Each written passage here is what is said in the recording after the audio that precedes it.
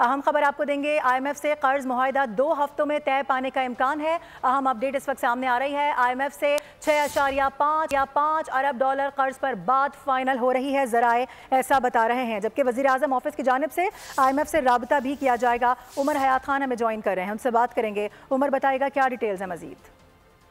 जी बिल्कुल, जो IMF के साथ जो बातचीत है कर्ज प्रोग्राम के लिए, उसके लिए कहा जा रहा है कि 6.5 अरब डॉलर का जो मुआहिदा है वो 2 हफ्तों में तय पाए जाने का इम्कान है। और कर्ज प्रोग्राम के लिए वजीर आजम ऑफिस की जानिब से IMF हुकाम से रब्ता किया जाएगा और पाकिस्तान और IMF की 8 अरब डॉलर के बजाय 6.5 अरब डॉलर पर बात जो है वो फाइनल हो रही है।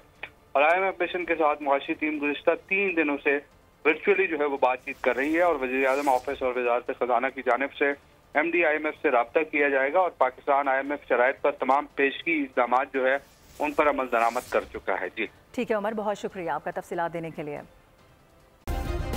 सब्सक्राइब करें और बेल दबाएं ताकि कोई खबर रह न जाए।